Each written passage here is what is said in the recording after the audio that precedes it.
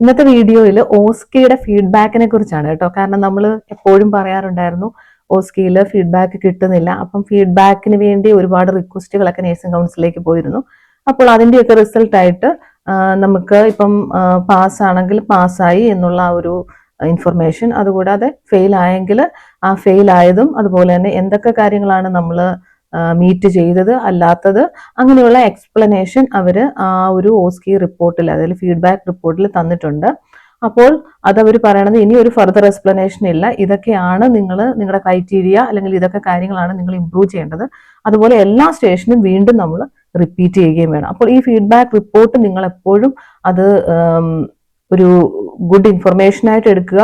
എന്നിട്ട് അത് വെച്ച് നിങ്ങൾ പഠിച്ചതിന് ശേഷം നിങ്ങൾ ഫെയിൽ ആയവരുണ്ടെങ്കിൽ അടുത്ത ആ ഒരു ഓസ്കിക്ക് പ്രിപ്പയർ ചെയ്യുക. അപ്പൊ നമ്മുടെ എവിടെയാണ് നമ്മൾ പോയത്, എന്തൊക്കെയാണ് നമുക്ക് ഇംപ്രൂവ് ചെയ്യേണ്ടത് എന്നുള്ള ഒരു ക്ലിയർ ഐഡിയ നമുക്ക് കിട്ടും. അപ്പോൾ ശരിക്കും പറഞ്ഞു കഴിഞ്ഞാൽ ഈ ഓസ്കി റിപ്പോർട്ടിൽ ഇവർ സാധാരണ തരുന്നത് എന്താണ്, ഇതിന്റെ പർപ്പസ്, പിന്നെ ഇനി നമ്മൾ റിപ്പീറ്റ് ചെയ്യേണ്ട അല്ലെങ്കിൽ നമ്മൾ മീറ്റ് ചെയ്ത കാര്യങ്ങൾ എന്തൊക്കെയാണ്, മീറ്റ് ചെയ്യാത്തത് എന്തൊക്കെയാണ്, അത് ഓരോ സ്റ്റേഷനിലും അവര് ഒരുപാട് എക്സ്പ്ലനേഷൻ ഇല്ലെങ്കിലും ബുള്ളറ്റ് പോയിന്റ്സ് കൊടുത്ത് അവർ എക്സ്പ്ലെയിൻ ചെയ്തിട്ടുണ്ട്. അപ്പോൾ നമുക്ക് ഈച്ച് സ്റ്റേഷൻസ് ഒന്ന് നോക്കാം. ഏതൊക്കെ സ്റ്റേഷനിൽ, അല്ലെങ്കിൽ ഈ 10 സ്റ്റേഷനിൽ എന്തൊക്കെയാണ് എക്സാമിനേഴ്സ് നോക്കുന്നത് എന്നുള്ളത് based on OSCE feedback report വെച്ച് നമുക്ക് നോക്കാം. അപ്പോൾ ആദ്യത്തെ station mental health assessment station. അതില് അവര് നോക്കുന്നത് you demonstrated competence in communication, patient assessment, taking appropriate action, അതുപോലെ തന്നെ ഫൈനലി ഡോക്യുമെന്റേഷൻ. അതിൽ കമ്മ്യൂണിക്കേഷനിൽ അവർക്ക് വേണ്ടത് build rapport, introduced yourself, listened carefully, used therapeutic communication. അതുപോലെ patient assessment, collected relevant mental health assessment അല്ലെങ്കിൽ ഹിസ്റ്ററി, അതുപോലെ തന്നെ ഐഡന്റിഫിക്കേഷൻ ഓഫ് ദ റിസ്ക്. അപ്പോൾ അതായത് സൂയിസൈഡ്, സെൽഫ് ഹാം, ഹാലൂസിനേഷൻ, അങ്ങനെ എന്തെങ്കിലും റിസ്ക് ഉണ്ടോ, ആ കാര്യങ്ങളെല്ലാം പ്രോപ്പർലി അസസ് ചെയ്യുക. അതുപോലെ തന്നെ അടുത്തത് taking appropriate action, identified concerns and responded appropriately. ആ ഒരു കാര്യമാണ് ഇവർക്ക് വേണ്ട. ക്രിട്ടിക്കൽ തിങ്കിങ്, നമ്മൾ ആ കൺസേൺസ് ഐഡന്റിഫൈ ചെയ്തിട്ട് അതിനോട് എങ്ങനെയാണ് നമ്മൾ റെസ്പോണ്ട് ചെയ്യുന്നത് എന്നുള്ളത് നോക്കും. പിന്നെ അതുപോലെ തന്നെ documentation, recorded findings accurately and objectively. ഇനി അടുത്ത സ്റ്റേഷൻ എന്ന് പറയുന്നത് ഫിസിയോളജിക്കൽ അസസ്മെന്റ്. ഈ ഫിസിയോളജിക്കൽ അസസ്മെന്റിനോട് സാമ്യമുള്ള മറ്റൊരു സ്റ്റേഷനാണ് സ്പെസിഫിക് ഫിസിയോളജിക്കൽ അസസ്മെന്റ്. ഇതിൽ രണ്ടിലെയും അസസ്മെന്റ് ക്രൈറ്റീരിയസ് ഏകദേശം സിമിലർ ആണ്. അപ്പൊ അത് നമുക്ക് നോക്കാം. Examiner assess specific physiological assessment അല്ലെങ്കിൽ ഫിസിയോളജിക്കൽ അസസ്മെന്റ്. അതില് perform the required physical assessment correctly, example respiratory, cardiovascular, neurological observations, അങ്ങനത്തെ കാര്യങ്ങളെല്ലാം, അതായത് പെയിൻ അസസ്മെന്റ് എല്ലാം അതിനകത്ത് വരും. അപ്പോൾ അതായത് അപ്പൊ നമ്മൾ എല്ലാ കാര്യത്തെക്കുറിച്ചും, ബീങ് എ നേഴ്സ്, നമ്മൾ എല്ലാ കാര്യത്തെക്കുറിച്ചും ഒരു ഐഡിയ ഉണ്ടായിട്ട് പോകുക. അപ്പോൾ നമുക്ക് കൂളായിട്ട് കോൺഫിഡന്റ് ആയിട്ട് തന്നെ, അതായത് നിങ്ങൾ ഒരു സ്റ്റേഷനിൽ ഇന്നതാണ് വരുന്നത് എന്ന് വെച്ച് പഠിക്കാതെ എല്ലാ കാര്യങ്ങളും തന്നെ ഒരു ഐഡിയയോടുകൂടി നിങ്ങൾ പോകാൻ ശ്രമിക്കുക. ഇനി അടുത്തത് കമ്മ്യൂണിക്കേഷൻ. അതിൽ തന്നെയാണ് അസസ് ചെയ്യുന്നത്.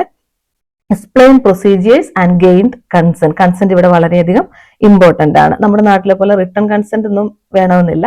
ഇൻഫോംഡ് കൺസെന്റ് അല്ലെങ്കിൽ വെർബൽ കൺസെന്റ് മതിയാകും. പിന്നെ documentation, recorded assessment findings accurately. പിന്നെ അതുപോലെ patient assessment, recognised abnormal findings.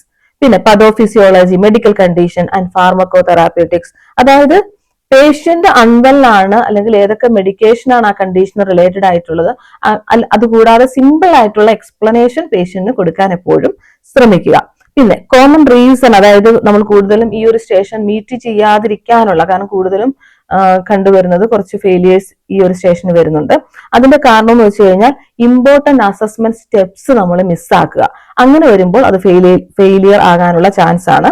പിന്നെ അതുപോലെ incorrect interpretation of vital science, not linking findings to the patient condition, അതുപോലെ ഇൻകംപ്ലീറ്റ് ഡോക്യുമെന്റേഷൻ. അപ്പൊ ആ കാര്യങ്ങൾ നിങ്ങൾ ശ്രദ്ധിക്കാൻ ശ്രമിക്കുക. ഇനി അടുത്ത സ്റ്റേഷൻ എന്ന് പറയുന്നത് പ്രൊഫഷണൽ റെസ്പോൺസിബിലിറ്റി. അതിൽ നമ്മൾ ഡെമോൺസ്ട്രേറ്റ് ചെയ്യേണ്ടത് professional behaviour, safe communication, accurate documentation, അതുപോലെ understanding of legal and ethical responsibilities, finally knowledge of the patient conditions and medication. ഇത്രയും കാര്യങ്ങൾ നിങ്ങൾ കറക്റ്റ് ആയിട്ട് അറിഞ്ഞിരിക്കണം. പിന്നെ അതുപോലെ എമർജൻസി മാനേജ്മെന്റ് സ്റ്റേഷൻസ് ഉണ്ടല്ലോ, അതിൽ നമുക്ക് എക്സാമിനർ നോക്കുന്നത് examiner looked for respond and manage an emergency, respond the emergency quickly. അതുപോലെ ക്ലിനിക്കൽ സ്കിൽസ് അവിടെ നോക്കുന്നുണ്ട്. Perform the required emergency interventions correctly, example airway, oxygen, CPR, അങ്ങനെയുള്ള കാര്യങ്ങളെല്ലാം തന്നെ. അതുപോലെ hand over, escalate promptly and communicate effectively to senior staff or the emergency team. അതുപോലെ common reason, നമുക്ക് ഈ ഒരു സ്റ്റേഷൻ മീറ്റ് ചെയ്യാൻ പറ്റാതിരിക്കാനുള്ള റീസൺ എന്ന് പറയുന്നത് delayed recognition, missing the ABCD assessment, late escalation, അതുപോലെ ഇൻകംപ്ലീറ്റ് ഹാൻഡ് ഓവർ. ഇനി അടുത്ത സ്റ്റേഷൻ എന്ന് പറയുന്നത് ക്ലിനിക്കൽ സ്കിൽസ് ആണ്. അതില് നമുക്ക് എക്സാമ്പിൾ ആ സ്റ്റേഷനിൽ നമ്മുടെ നേഴ്സിംഗ് പ്രൊസീജിയർ സേഫ്ലി അല്ലെങ്കിൽ കറക്റ്റ്ലി നമ്മൾ എങ്ങനെയാണ് ഡെമോൺസ്ട്രേറ്റ് ചെയ്യുന്നതാണ് നോക്കുന്നത്. അതിൽ വരാൻ സാധ്യതയുള്ള wound care, catheter care, oxygen therapy, IV therapy, infection prevention, aseptic technique, അങ്ങനെയുള്ള എന്ത് വേണമെങ്കിലും വരാം. അപ്പൊ നമുക്കറിയാം ഇപ്പോൾ വന്നുകൊണ്ടിരിക്കുന്നത് എന്തൊക്കെയാണെന്ന് അറിയാം. പക്ഷെ അത് മാത്രം കോൺസെൻട്രേറ്റ് ചെയ്യാതെ എല്ലാ കാര്യങ്ങളിലും ഒരു ഐഡിയ നിങ്ങൾ ക്രിയേറ്റ് ചെയ്യാൻ ശ്രമിക്കുക. അപ്പോൾ എന്ത് വന്നാലും നമുക്ക് അതായത് കോൺഫിഡന്റ് ആയിട്ടാണ് നമ്മൾ പോകുന്നത്. പിന്നെ ആ ഒരു പർട്ടിക്കുലർ സ്റ്റേഷനെ കുറിച്ച് കൂടുതൽ നിങ്ങൾ പഠിക്കാനും ശ്രമിക്കുക. അതില് അവിടെ ശരിക്കും പറഞ്ഞു കഴിഞ്ഞാൽ ഈ ഒരു സ്റ്റേഷനിൽ കറക്റ്റായിട്ട് അവർ നോക്കുന്നത് എന്ന് പറയുന്നത് എസെപ്റ്റിക് ടെക്നിക് ആണ്. അപ്പോൾ എസെപ്റ്റിക് ടെക്നിക് ബ്രേക്ക് ചെയ്ത് കഴിഞ്ഞാൽ നിങ്ങൾക്ക് ഈ ഒരു സ്റ്റേഷൻ ചിലപ്പോൾ മീറ്റ് ചെയ്യാൻ പറ്റിയെന്ന് വരില്ല. അതുപോലെ മിസ്സിംഗ് സേഫ്റ്റി ചെക്സ് കറക്റ്റ് ആയിട്ട് നിങ്ങൾ ഫോളോ ചെയ്യണം. അതുപോലെ ഇൻകറക്റ്റ് സീക്വൻസ്, അതായത് നിങ്ങൾ ചെയ്യേണ്ട കാര്യങ്ങൾ കറക്റ്റ് സീക്വൻസിൽ തന്നെ ചെയ്യാൻ ശ്രമിക്കുക. അതുപോലെ പുവർ പേഷ്യന്റ് കമ്മ്യൂണിക്കേഷൻ, ഇവിടെ മാനിക്കാനാണ്, പക്ഷേ എങ്കിലും ചില കാര്യങ്ങൾ അലർജി അല്ലെങ്കിൽ ചില അസസ്മെന്റ് കാര്യങ്ങളൊക്കെ പറയുമ്പോൾ ആ ഒരു കമ്മ്യൂണിക്കേഷന്റെ സ്റ്റാൻഡേർഡ്സ് കീപ്പ് ചെയ്യാനായിട്ട് ശ്രമിക്കുക. കൺസെന്റ്, അങ്ങനത്തെ കാര്യങ്ങൾ. ഇനി അടുത്ത സ്റ്റേഷൻ എന്ന് പറയുന്നത് മെഡിക്കേഷൻ അഡ്മിനിസ്ട്രേഷൻ. ഈ ഒരു സ്റ്റേഷനും ക്ലിനിക്കൽ സ്കിൽ സ്റ്റേഷൻ തന്നെയാണ്. ഇവിടെ എക്സാമിനർ നോക്കുന്നത് എന്തൊക്കെയാണെന്ന് വെച്ച് കഴിഞ്ഞാൽ അപ്ലൈഡ് ഫാർമക്കോളജി നോളജ്, അതായത് നമുക്ക് ആ മെഡിസിനെ പറ്റി ഒരു ക്ലിയർ ഐഡിയ ഉണ്ടായിരിക്കണം. നമ്മൾ പറയുമ്പോൾ നമുക്കത് ക്ലിയർ ആയിട്ട് നമുക്ക് അറിയാമായിരിക്കണം. അതുപോലെ prepare medication correctly, follow the rights of medication administration, അതുപോലെ ചെക്ക് അലർജീസ്, ഈ കാര്യങ്ങളെല്ലാമാണ് നോക്കുന്നത്. നമ്മൾ ഇതൊക്കെ ചെക്ക് ചെയ്തിട്ടുണ്ട്, ഫോളോ ചെയ്തിട്ടുണ്ട്, അങ്ങനെയൊക്കെ ഉണ്ടെങ്കിൽ നമുക്ക് പാസ്സാകാനായിട്ട് പെട്ടെന്ന് ആ ഒരു ക്രൈറ്റീരിയ നമ്മൾ മീറ്റ് ചെയ്യണം, അപ്പൊ നമ്മൾ പാസ്സാകും. ഇനി അടുത്തത് confirm patient identity, explain the medication, അതുപോലെ administer safely, completed documentation accurately. അതുപോലെ ഈ ഒരു സ്റ്റേഷനൊക്കെ ഇത്രയും കാര്യങ്ങളാണ് നോക്കുന്നത്. അപ്പോൾ ആ കാര്യങ്ങളെല്ലാം കറക്റ്റ് ആയിട്ട് തന്നെ അതുപോലെ കൂളായിട്ടും കോൺഫിഡന്റ് ആയിട്ടും ചെയ്യാനായിട്ടും ശ്രമിക്കുക. കാരണം ഒരു നേഴ്സ് എന്ന് പറയുമ്പോൾ മെഡിക്കേഷൻ അഡ്മിനിസ്ട്രേഷൻ നമ്മുടെ കാര്യത്തിൽ പ്രയോറിറ്റൈസ്ഡ് ആയിട്ടുള്ള അല്ലെങ്കിൽ വളരെ ഇമ്പോർട്ടന്റ് ആയിട്ടുള്ള ഒരു കാര്യമാണ്. അപ്പോൾ ആ സ്റ്റേഷൻ ക്ലിയർ ആയിട്ട് തന്നെ ചെയ്യാൻ ശ്രമിക്കുക. ഇനി അതുപോലെ അടുത്തത് കമ്മ്യൂണിക്കേഷൻ ആൻഡ് ടീം വർക്ക്. അതിൽ നമുക്ക് എഫക്റ്റീവ് കമ്മ്യൂണിക്കേഷൻ, നമ്മൾ കറക്റ്റ് ആയിട്ട് തന്നെ നമ്മുടെ ടീമിനോട് കമ്മ്യൂണിക്കേറ്റ് ചെയ്ത് കാണിക്കുക. അതുപോലെ SBAR hand over, team work, അതുപോലെ ഫാർമക്കോളജി. അടുത്ത സ്റ്റേഷൻ എന്ന് പറയുന്നത് കമ്മ്യൂണിക്കേഷൻ ആൻഡ് ടീം വർക്ക്. അത് കേൾക്കുമ്പോഴേ നിങ്ങൾക്കറിയാം കമ്മ്യൂണിക്കേഷനും ടീം വർക്കിനുമാണ് ആ ഒരു സ്റ്റേഷനിൽ ഇമ്പോർട്ടന്റ്. അപ്പൊ അതിൽ എഫക്റ്റീവ് കമ്മ്യൂണിക്കേഷൻ നമ്മൾ മെയിൻറ്റെയിൻ ചെയ്തേ പറ്റുള്ളൂ. നമ്മുടെ ടീമിനോട് അല്ലെങ്കിൽ നമ്മുടെ കൊളീഗ്സിനോട് നമ്മൾ എങ്ങനെയാണ്, കോവർക്കേഴ്സിനോട് നമ്മൾ എങ്ങനെയാണ് കമ്മ്യൂണിക്കേറ്റ് ചെയ്യുന്നുള്ളത്.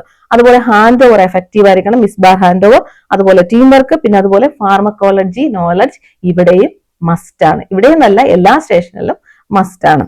ഇനി അതുപോലെ അപ്പൊ ഫാർമക്കോളജി ഒക്കെ നല്ലതായിട്ട് നിങ്ങൾ വായിക്കുക, അതിന്റെ ഫാർമക്കോ ഡൈനാമിക്സ് അങ്ങനത്തെ കാര്യങ്ങളെല്ലാം നന്നായിട്ട് പഠിച്ചിട്ട് പോകുക. അപ്പോൾ എന്തെങ്കിലും ഒരു കാര്യം ചോദിച്ചാൽ അതിനെ റാഷണലൈസ് ചെയ്യാനായിട്ട് നമുക്ക് പറ്റണം. അതുപോലെ പ്ലാനിങ് നേഴ്സിംഗ് കെയർ ആണ് അടുത്ത സ്റ്റേഷൻ എന്ന് പറയുന്നത്. അതിൽ നമുക്ക് പേഷ്യന്റിന്റെ പ്രോബ്ലംസ് പ്രയോറിറ്റൈസ് ചെയ്യാൻ പറ്റണം. അതായത് എന്താണ് ആദ്യം നമ്മൾ അല്ലെങ്കിൽ ഏറ്റവും ഇമ്പോർട്ടന്റ് കൊടുക്കേണ്ടത് എന്ന് നമ്മൾ മനസ്സിലാക്കണം. അതുപോലെ അതിനനുസരിച്ച് ഡെവലപ്പ് അപ്രോപ്രിയേറ്റ് നേഴ്സിംഗ് ഇന്റർവെൻഷൻസ്, പിന്നെ explain the evidence based rational for those interventions. അപ്പോൾ ഇത്രയും കാര്യങ്ങൾ ആ ഒരു സ്റ്റേഷനിൽ നിങ്ങൾ ശ്രദ്ധിക്കുക. അടുത്ത ഇമ്പോർട്ടന്റ് ആയിട്ടുള്ള ഒരു സ്റ്റേഷൻ എന്ന് പറയുന്നത് മാനേജിംഗ് ദ ഡിറ്റീരിയറേറ്റിംഗ് പേഷ്യന്റ്. ഇത് കുറച്ച് ഡിഫിക്കൽട്ട് ആയിട്ടുള്ള ഒരു സ്റ്റേഷനാണ്, പലപ്പോഴും കാൻഡിഡേറ്റ്സ് പറയാറുണ്ട്. ഇതിൽ എന്തൊക്കെയാണ് നമ്മൾ ശ്രദ്ധിക്കേണ്ടതെന്ന് വെച്ച് കഴിഞ്ഞാൽ understanding patient condition, recognition of deterioration, അതുപോലെ appropriate assessment, timely escalation, communication with the medical team, അതുപോലെ safe management until help arrived. അതായത് പേഷ്യന്റ് കണ്ടീഷൻ ക്ലിയർ ആയിട്ട് മനസ്സിലാക്കുക, ക്ലിയർ ആയിട്ട് ആ ഡിറ്റീരിയറേഷനെ കുറിച്ച് അല്ലെങ്കിൽ എന്ത് കാരണം കൊണ്ടാണ് ഐഡന്റിഫൈ ചെയ്യാൻ ശ്രമിക്കുക, അപ്രോപ്രിയേറ്റ് ആയിട്ടുള്ള അസസ്മെന്റ് ചെയ്യുക, സേഫ്ലി എസ്കലേഷൻ കറക്റ്റ് ടൈമിൽ എക്സ്കലേറ്റ് ചെയ്യാൻ പറ്റണം. അതുപോലെ തന്നെ ആ മെഡിക്കൽ ടീമിനോടുള്ള കമ്മ്യൂണിക്കേഷൻ അവർ ക്ലിയർ ആയിട്ട് ഈ ഒരു സ്റ്റേഷൻ നോക്കുന്നുണ്ട്. അതുപോലെ നമ്മുടെ safe management until help arrives, അതായത് ആ ടീം വരുന്നിടം വരെ ആ പേഷ്യന്റിനോട് നമ്മൾ എങ്ങനെയാണ് അല്ലെങ്കിൽ ആ സിറ്റുവേഷൻ നമ്മൾ എങ്ങനെയാണ് മാനേജ് ചെയ്യുന്നത്. ഈ ഒരു സ്റ്റേഷനിൽ പലപ്പോഴും സ്റ്റുഡൻസ് അല്ലെങ്കിൽ കാൻഡിഡേറ്റ്സ് മിസ്സാവുന്ന കാര്യങ്ങൾ വെച്ച് കഴിഞ്ഞാൽ ഏർലി വാർണിംഗ് സയൻസ് പലപ്പോഴും ഐഡന്റിഫൈ ചെയ്യാൻ പറ്റിയെന്ന് വരില്ല. നമ്മുടെ ചാനലിൽ തന്നെ EWSനെ കുറിച്ചൊരു വീഡിയോ ഉണ്ട്, അത് നിങ്ങൾ നോക്കുക. അപ്പൊ ഏർലി വാർണിംഗ് സ്കോർ ഒക്കെ നിങ്ങൾ കറക്റ്റ് ആയിട്ട് ഐഡന്റിഫൈ ചെയ്യുക. പിന്നെ അതുപോലെ നോട്ട് യൂസിങ് ABCD അപ്രോച്ച്, അത് കറക്റ്റ് ആയിട്ട് നമ്മൾ ഫോളോ ചെയ്തേ പറ്റുള്ളൂ. അങ്ങനെയാണെങ്കിൽ നമുക്ക് ആ ഒരു ഡിറ്റീരിയറേഷന്റെ ലെവൽ റെക്കഗ്നൈസ് ചെയ്യാനായിട്ടും അതുപോലെ അസസ്മെന്റ് കറക്റ്റ് ആയിട്ട് ചെയ്യാനും ഒക്കെ പറ്റുള്ളൂ. അതുപോലെ ഡിലേയിങ് എസ്കലേഷൻ, ഒരു സിറ്റുവേഷൻ മാറുന്നെന്ന് കാണുമ്പോൾ എസ്കലേറ്റ് ചെയ്യേണ്ടത് എങ്ങനെയാണ് നമുക്ക് അറിയാമെങ്കിൽ, പ്രത്യേകിച്ച് EWSന്റെ കാര്യങ്ങൾ അറിയാമെങ്കിൽ നമുക്ക് സേഫ് ആയിട്ട് തന്നെ കറക്റ്റ്ലി എസ്കലേറ്റ് ചെയ്യാനായിട്ട് പറ്റും. അതുപോലെ തന്നെ ഹാൻഡ് ഓവർ കൊടുക്കുമ്പോൾ ഇൻകംപ്ലീറ്റ് ആയിട്ടുള്ളതും ഇറലവന്റ് ആയിട്ടുള്ള ഹാൻഡ് ഓവർ കൊടുക്കുന്നത്. അപ്പോൾ അത്രയും കാര്യങ്ങൾ നിങ്ങൾ ശ്രദ്ധിക്കുക. അപ്പൊ എനിക്ക് തോന്നുന്നു നമ്മുടെ സ്റ്റേഷൻസിലെ ഏകദേശം ആ ഒരു ഫീഡ്ബാക്ക് ബേസ് ചെയ്ത് നമ്മൾ ഡിസ്കസ് ചെയ്തു. അപ്പോൾ ഇത് ഒരുപാട് പേർക്ക് യൂസ്ഫുൾ ആകുമെന്ന് ഞാൻ വിചാരിക്കുന്നു. അതുപോലെ എന്തെങ്കിലും ഡൗട്ടോ മറ്റു കാര്യങ്ങളോ ഉണ്ടെങ്കിൽ, അല്ലെങ്കിൽ പേഴ്സണലൈസ്ഡ് ആയിട്ടുള്ള എന്തെങ്കിലും കാര്യങ്ങളൊക്കെ ഉണ്ടെങ്കിൽ നിങ്ങൾക്ക് മെസ്സേജ് ചെയ്യാം. അതുപോലെ തന്നെ നമ്മുടെ ഫേസ്ബുക്കിലും ഇൻസ്റ്റാഗ്രാമിലും ആണെങ്കിലും നിങ്ങൾക്ക് കോൺടാക്ട് ചെയ്യാം. അപ്പോൾ എല്ലാവർക്കും ബെസ്റ്റ് വിഷസ്.